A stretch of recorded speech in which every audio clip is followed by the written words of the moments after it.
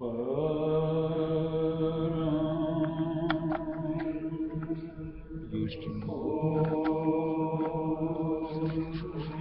Ustream का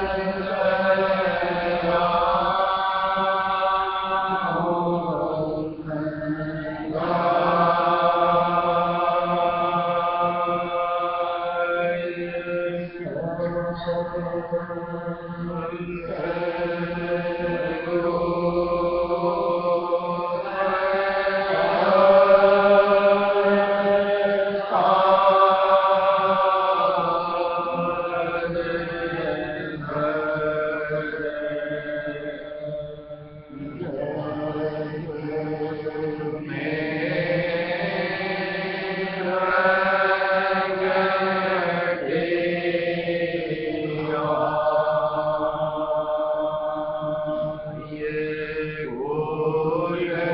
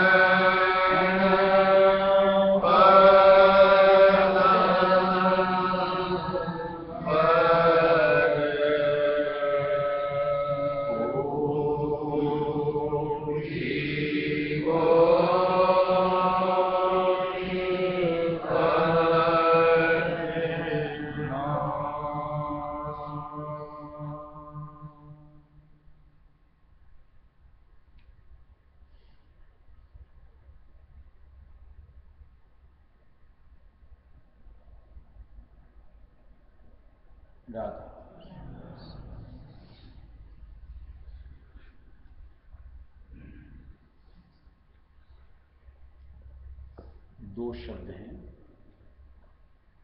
एक प्रवृत्ति, दूसरा निवृत्ति। प्रवृत्ति यानी जिंदगी जीने की कला, धर्म के अनुरूप, जिसको कुल संप्रदायों ने, धर्मों ने कर्म कांड से जोड़ करके बखान दिया।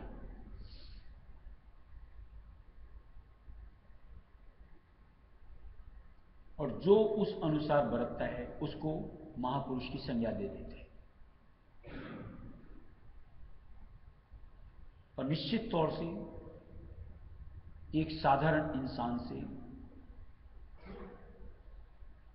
जो अपने आप को पूरी तरीके से खरा बना करके धर्म के अनुरूप निकल लेता है, महापुरुष कहलाने का अधिकार भी होता है।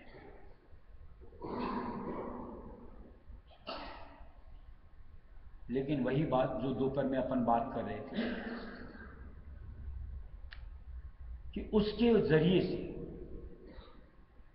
सद्गति यानी मुक्ति नहीं मिल सकती।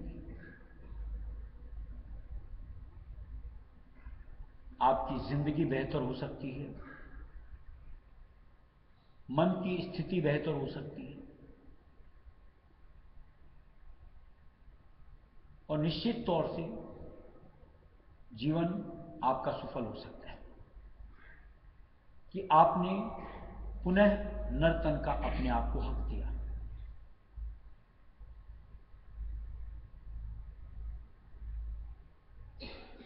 लेकिन जो निवृत्ति की बात है यानी मुक्ति की, मुक्ति कहो तो आवागमन से रहित होना, ये उनके वसीले से नहीं हो सकती।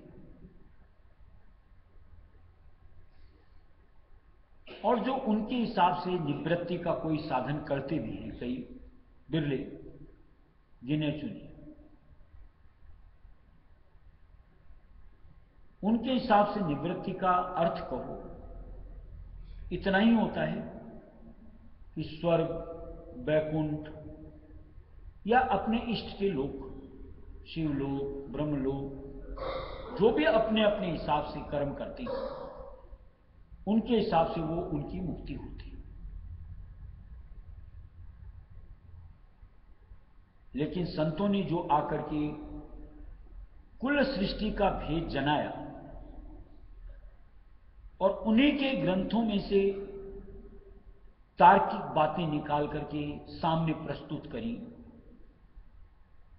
तो जैसे दोपहर के सत्संग में जो बात की थी कि जिनको वो मुक्ति कहते हैं वो कुछ दिन का सुख का धाम हासिल करना मात्र होता है, जन्म मरण से रिहाई का नाम उसके जरिए से नहीं हो सकता।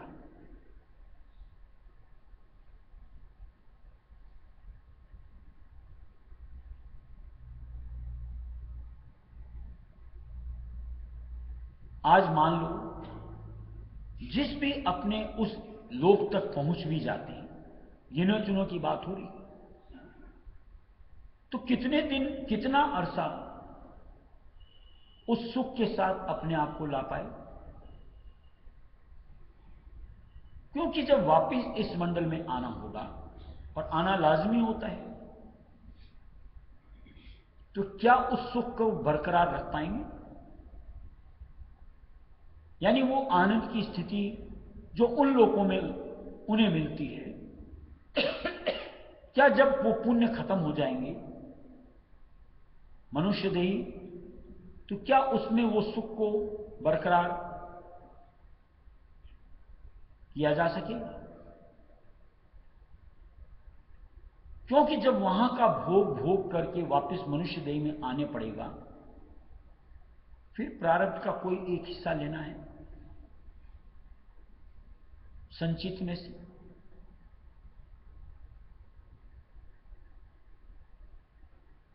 और क्या भरोसा कि जो हमारे क्रियमान कर्म का हिस्सा है वो हम सही बना पाएंगे?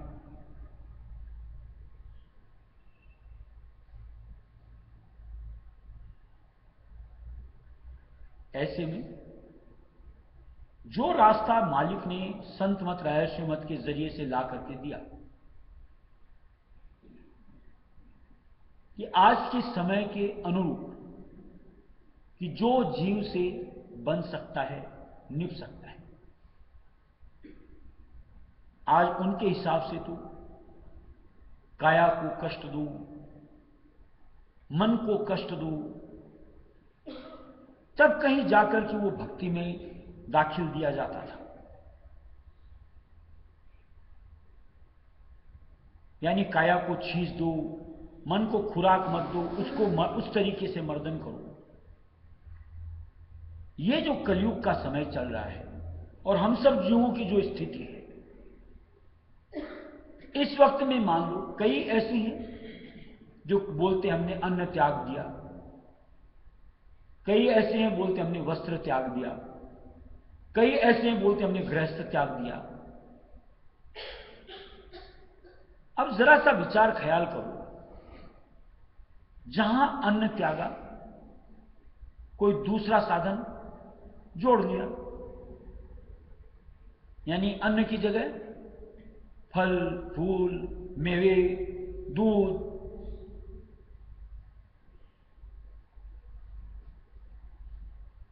दोनों में क्या फर्क रहेगा?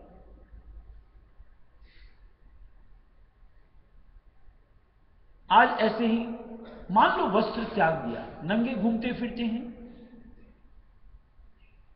लेकिन क्या नंगे घूमने मात्र से, वस्त्र त्याग देने मात्र से ईश्वर प्राप्ति क्या लेना देना होना चाहिए?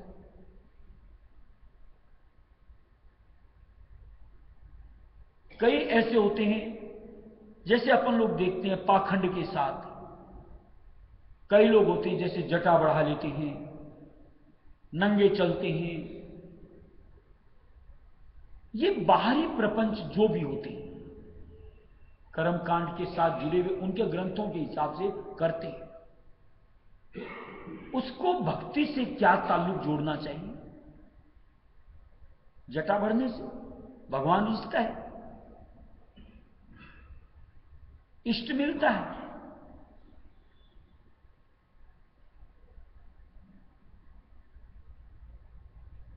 अगर इष्ट की प्राप्ति चाहिए तो साधना करनी पड़ती है,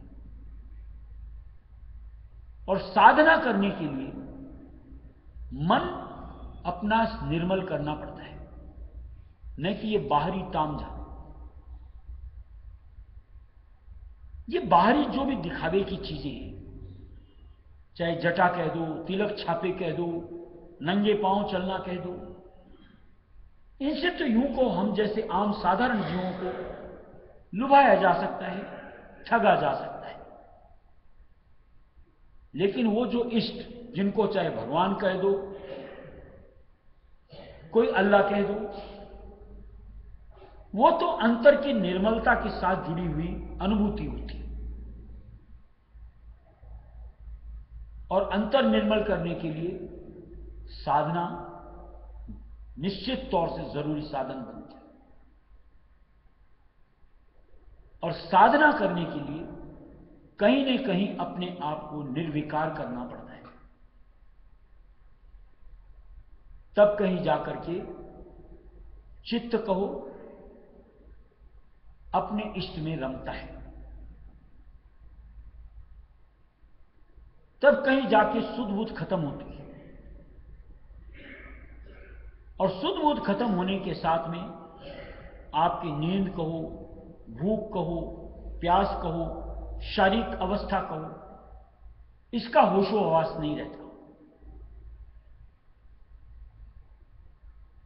साधना करते हुए अगर आपकी स्थिति ऐसी बनती है तो आपका कुछ भी ऊपरी स्वरूप जो होता है वो उचित है, जबकि देखने में ऐसा आता है कि ऊपरी स्वरूप जो दर्शा करके लोगों के साथ जुड़ते हैं, उनके अंदर में धारणा किस अनुरूप समाई होती है? ख्वाहिश का स्वरूप।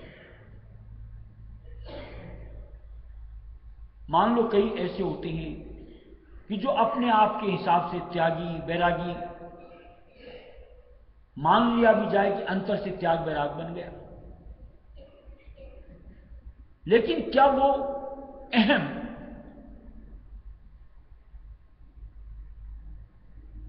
कि मैं ये नहीं करता वो नहीं करता, इसकी धारणा अंतर से खत्म होती?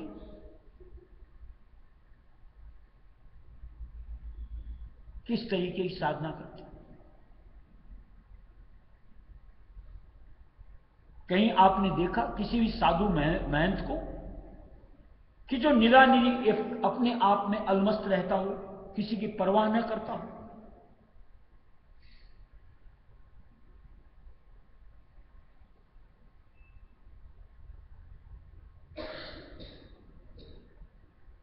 ये बारीक अंग जो हमारे अंतर तक रहता है, मैं का ये कैसे समाता है, इसका खुद को भी नहीं होश होता।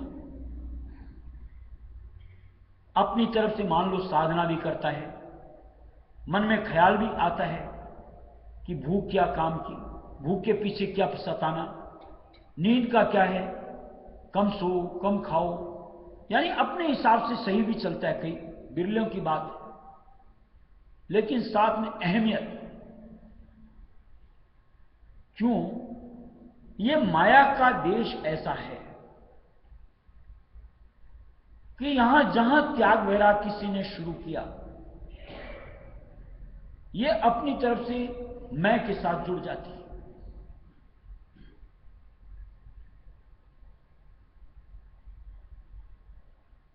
और जहां उसके ऊपर चोट पड़ती है, यानी मान सम्मान में खलल पड़ता है, तिलमिलाया जाता है।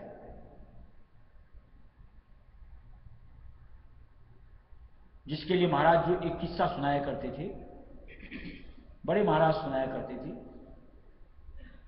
कि एक अच्छा खासा ऐसा साधु था, तपस्वी था, अच्छी साधना करता था, भूख प्यास सब छोड़ दिया था। दिया हुआ है कि जाकर के जंगल में गुफा में रहता था,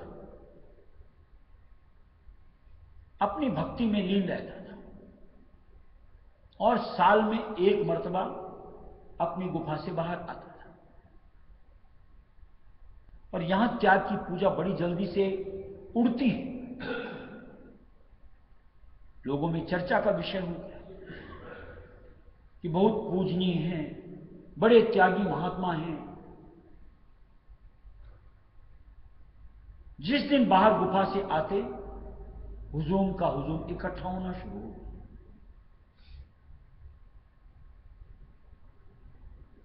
यानी एक तादाद हजारों में दर्शन के लिए।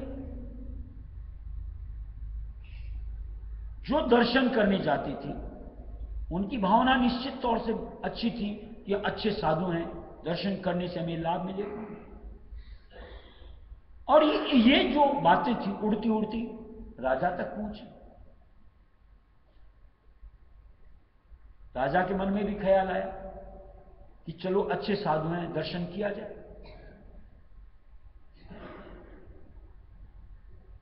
जिस दिन उनका बाहर गुफा से निकलने का दिन था, राजा अकेला तो जाता नहीं,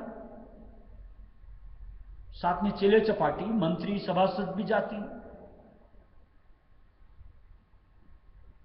लेके चल पड़े दर्शन के लिए। जाकर के देखा तो हकीकत में एकदम क्षीण काया, चेहरे के ऊपर ओस। राजा भी प्रभावित हुए। लेकिन जो उनका मंत्री था, कहते हैं उस राजा से ज्यादा बुद्धि उसमें होती, उसने जाके देखा आखिर क्या वजह है। कोई भी इंसान बगैर खाए पिए कैसे जी सकता है? उसने बारीकी तक अपने आप को, अपनी बुद्धि को लगाया और उसको मर्म समझ में आ गया। उसने कहा, महाराज अगले साल आने दो, देखो इनकी खुराक क्या है, आपको दिखाता हूं।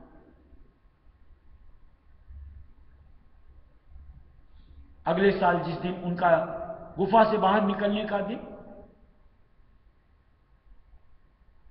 मंत्री ने क्या किया, कई किलोमीटर दूर तक घेराबंदी कर दी कि परिंदा भी पर न मार सके, इंसान तो बहुत दूर की बात।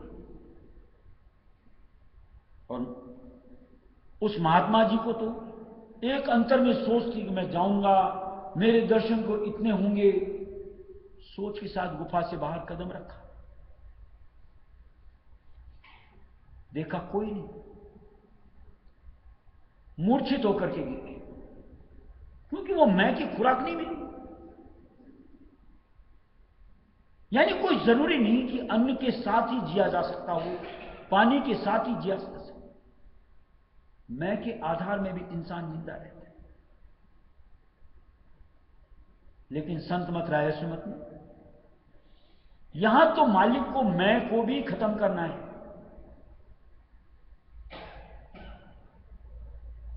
क्योंकि जब तक मैं जीव के साथ जुड़ा रहेगा तब तक ब्रह्मांड को पार नहीं कर सकता।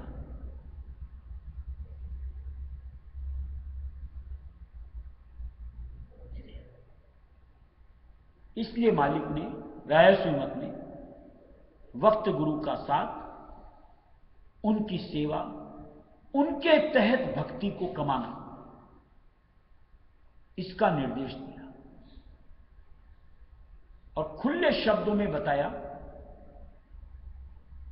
निवृत्ति साधन यों कह गानी, कलयुग में एक नाम निशानी। कि निवृत्ति का साधन कहो तो एक मालिक का सच्चा नाम, कोई ऊपर के त्याग वैराग की आवश्यकता नहीं, बस उनकी गुन्ना छोड़नी है। यानी भोगों की, पदार्थों की, कुल कुटुंब परिवार संगी साथियों बढ़ करके त्याग वैराग कहलाता है।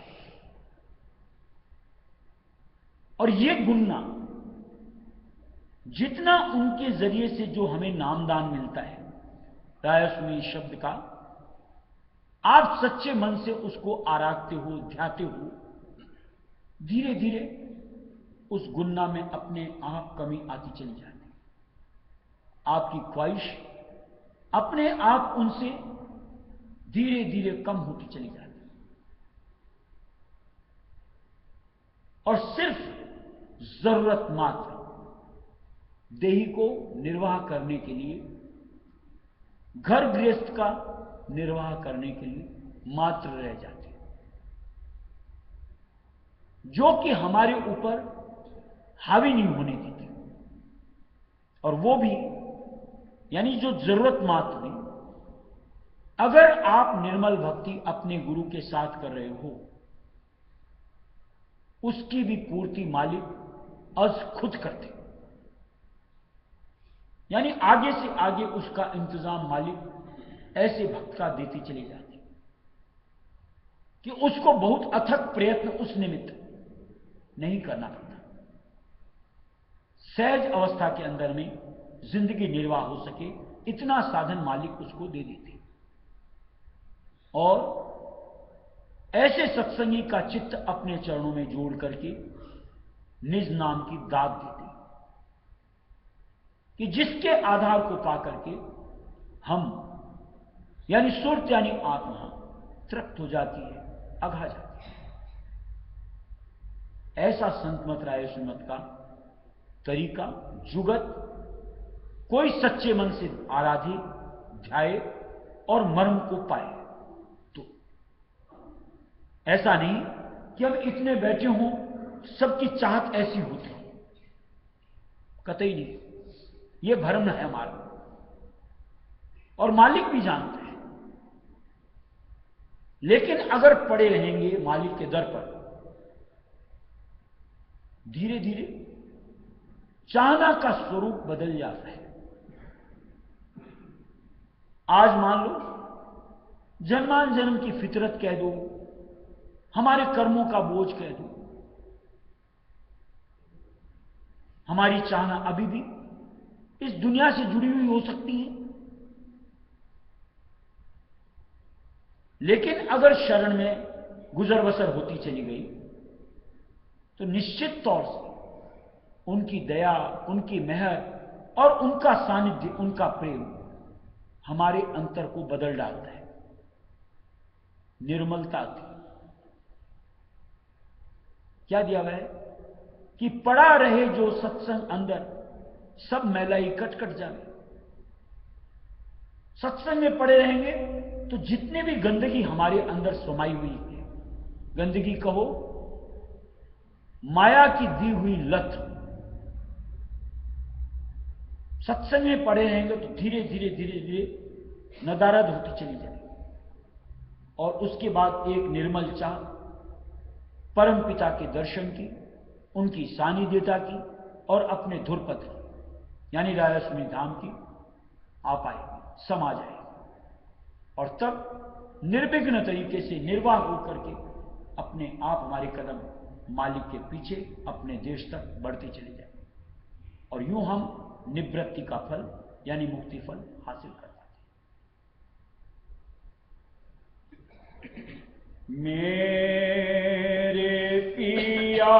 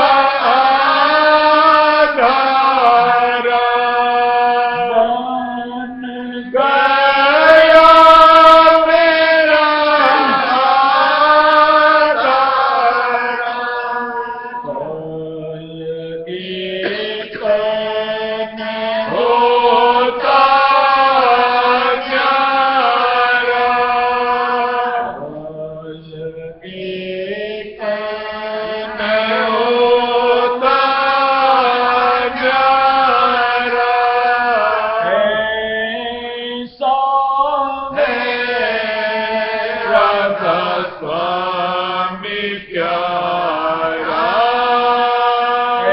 ऐसा है राधा स्वामी प्यारा मेरे पिया करते बातें मेरे पिया करते बातें गुरु ने दीने ठाके गुरु ने दीने ठाके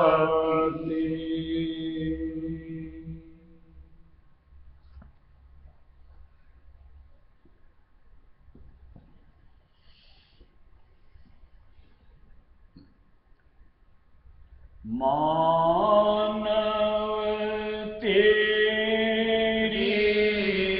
देह में स्वामी बैठा है जान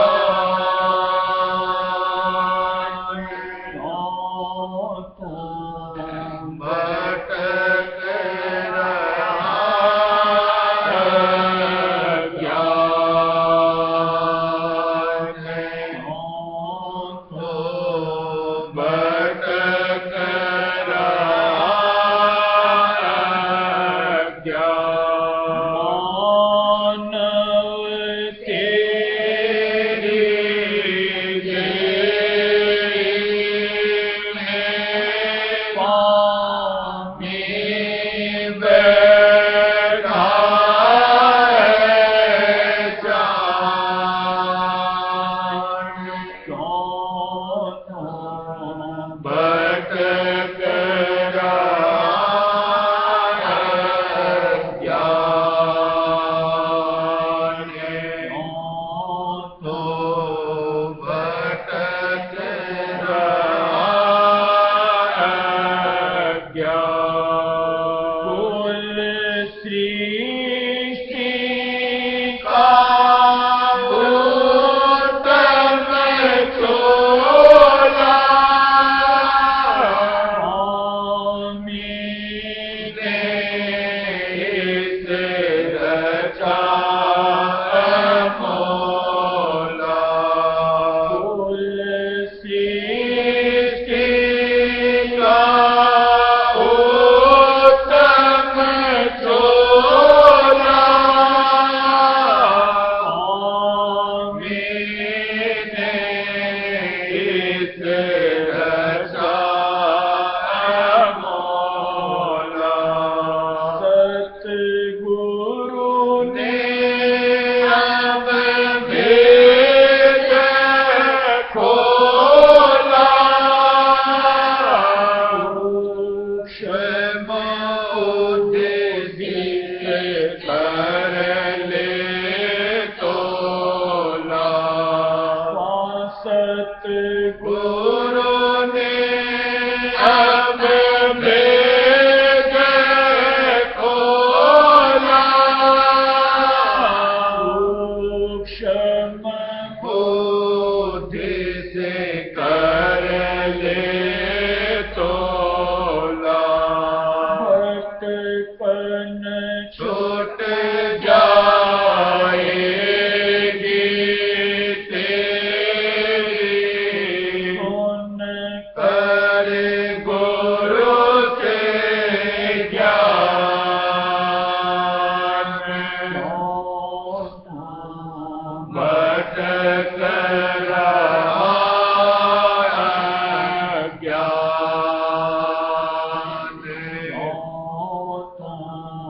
भटक रहा है ज्ञान भटकन छूट जाएगी तेरी सुन कर गुरु से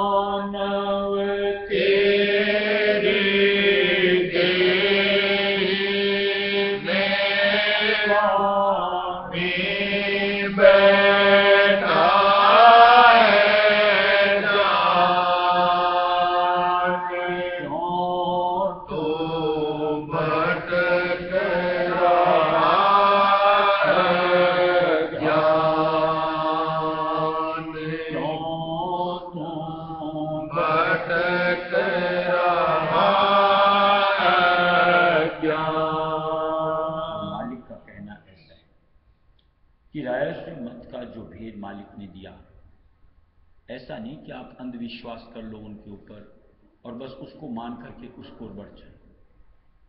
मालिक का कहना ऐसा कि अच्छी तरीके से तोलो, समझ लो, जांच लो, परख लो, पूरी तरीके से संतुष्टि हो जाए तो आप उनके कहे अनुसार अपनी स्थिति परिवर्तित करो, यानी आधार बदलो।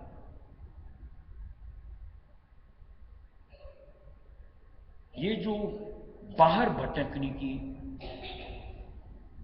इस जगह उस जगह उस जगह,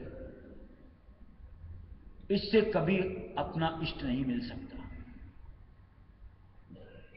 यहां तक कि अगर हमारी सोच ऐसी होती है कि बार बार दौड़ करके आश्रम आने से, रायसिंह बाग आने से रायसिंह में दयाल मिलेंगे, ये हमारी भ्रम अवस्था। आश्रम आकर के सत्संग लेने का तात्पर्य एक ही है कि हम अपने लिए ऊर्जा लें, ज्ञान मिले और नजरे इनायत मिले, ताकि हम मन के फेर को टाल करके अपने गुरु के वचनों को पाल सकें, कि उनके मार्गदर्शन में, उनकी सानिध्यता में, उनके स्वरूप के ऊपर अपने आप को एकाग्र करके अंतर की राह पकड़ करके अपने देश की तरफ सीधा सके। यानी मेला अगर होगा रायस्वामी दयाल से तो घट अंतर हो। बाहर तो उनकी निज मूर्त होती है कि जो हमको निश्चित तौर से एक आधार देती है, लेकिन उस आधार को अंतर में जो उनका निज आधार होता है परिवर्तित करना चाहिए। तभी ये बाहर की हमारी सोच, विचार, धारणाओं के जरिए से हम लोग घिरते हैं, कहीं ना कहीं उलझते हैं, उससे छुटकारा हो सकता है।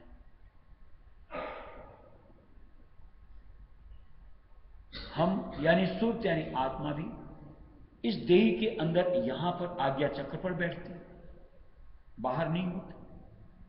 और इसी तरीके से हमारा प्रीतम मालिक के कुल राय सुमिद्या वो भी हमारे अंतर ही होता है।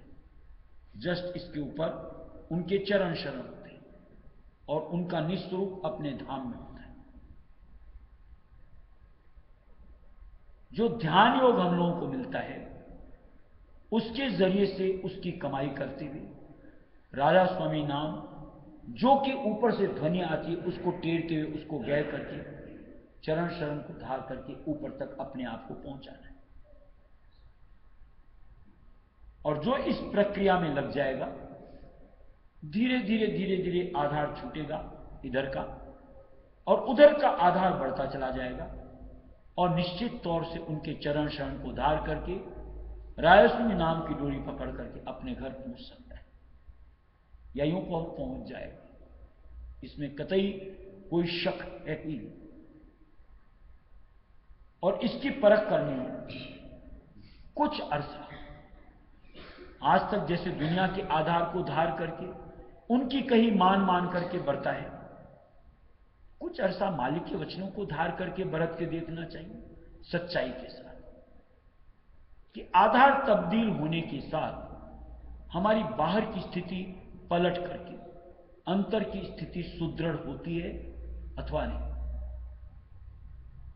और अगर आपको लगे कि हकीकत में अंतर की स्थिति हमारी सुदृढ़ हुई, यानी नाम से, मालिक के स्वरूप से हमारी एक रस्ता बन रही है, तब तो आप यकीन करोगे रायस्वामी मत के ऊपर कि हां, इसके वसीले से मुक्ति पद मिल सकता है, यानी निवृत्ति पाई जा सकती है।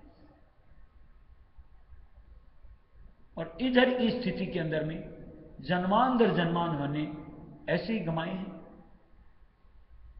कोई बोले हमने तो नहीं गमाए, नहीं गमाए, उसका प्रत्यक्ष प्रमाण यही है कि आज तक हम लोग काल माया की घेराबंदी के अंदर यहीं बैठे अपने आप को पाते हैं, यानी माया के मुल्क में।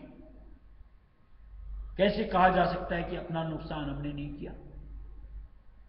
एक बार भी संत मत को धारो, यानी उनके कहन को मानो और उस अनुसार अपनी सोच परिवर्तित करो, रहनी परिवर्तित करो। फिर देखो अंतर में नाम का रस मिलता है, स्वरूप का आधार मिलता है और धीरे धीरे आज यूं को मन की जो अवधारणा कि इसके बगैर नहीं चल सकता, उसके बगैर नहीं चल सकता, छूट जाएगी। फिर एक लगेगा बगैर नाम के नहीं चल सकता। ऐसी स्थिति में हर वक्त अंतर रायस्वामी रायस्वामी रायस्वामी रायस्वामी सुमिरता हुआ मालिक से अपने आप को जोड़ेगा, जहां की हमारी संभाल होती है और जिनके वसीले से हम अपने आप को ऊपर की तरफ निकाल पाने में कामयाब होते हैं। कार्य मात्र पर तो जग माई, बहुत पचे से बहु दुख पाई। कार्य मात्र बड़े तो जग माई, बहुत पचे से बहु दुख पाई।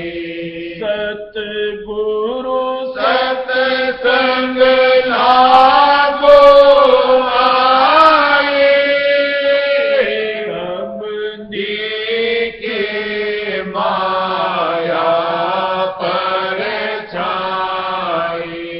सतगुरु सत्संग लागो आए, सब के माया पर छाई।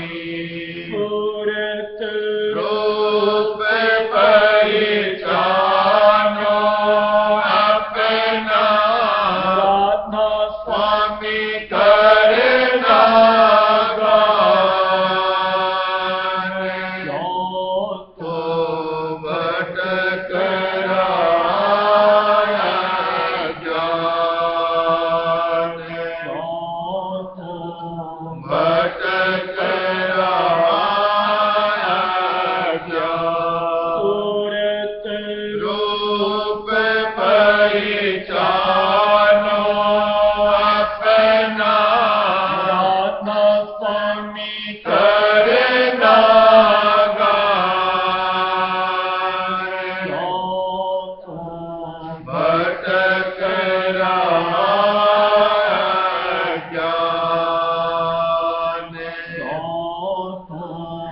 पर